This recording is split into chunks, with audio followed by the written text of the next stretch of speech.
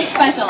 In 2012, Team Devoted to Dylan was the top family team in Milwaukee and the 9th family team in the entire nation, raising more than $33,000. And get this.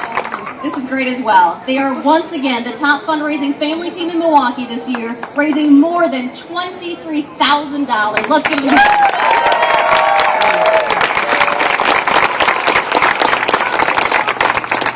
They're here today to share their story, so I want you to hear from them. Thank you. Good morning. Like any young couple expecting a child, Jennifer and I were overjoyed in December of 2010 when we learned that we were pregnant shortly after being married. The dreams that we had grown up with, both as individuals and the dreams that we had formed together in our union, drastically changed in April of 2011 during a routine 20-week ultrasound.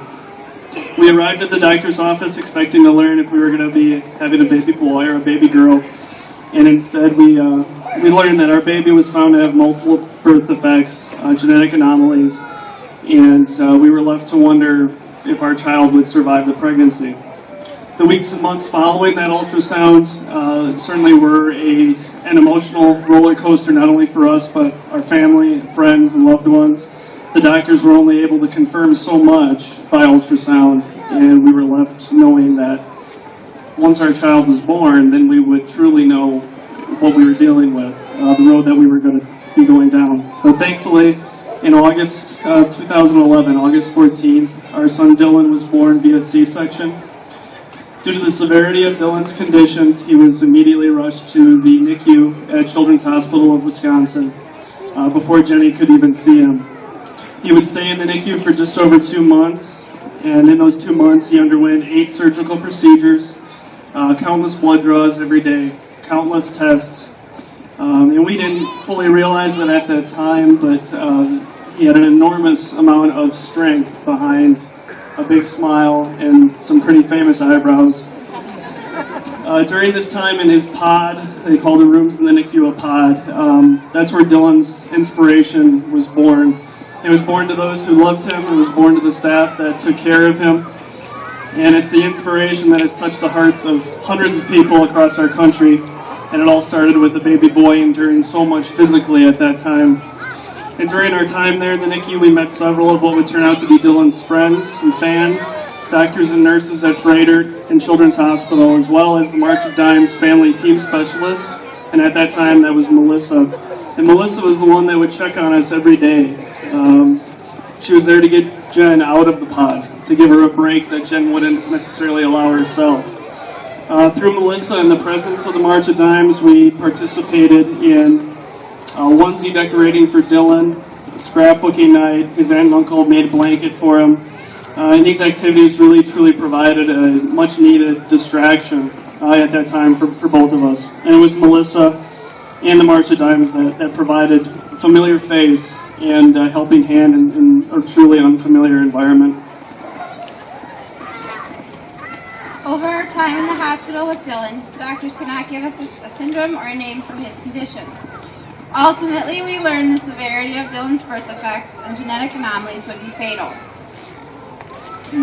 With the help of palliative care at Children's Hospital, we were able to take our baby boy home for the first and last time, where we were greeted by his grandparents, great-grandparents, and his aunt and uncle. Dylan passed away peacefully later that same day in our arms. We knew that we needed to do something with the lessons and inspiration that Dylan taught us. Something to honor our son. We remembered our time in the NICU and the support that we had received from Melissa and the March of Dimes.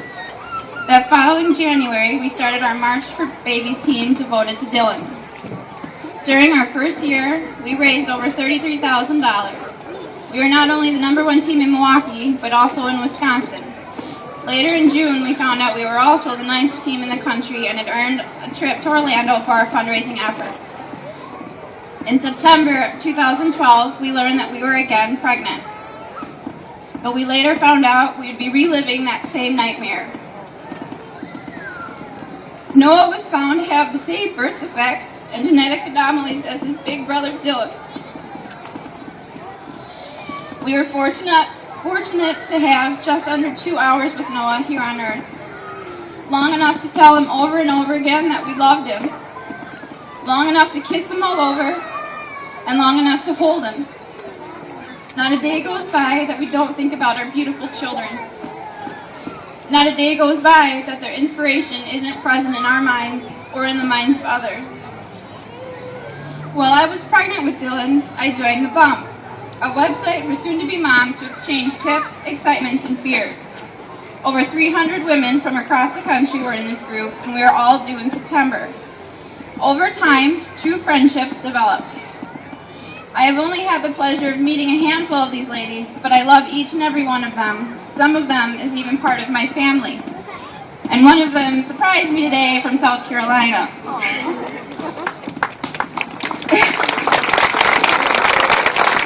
Diana. Kathy.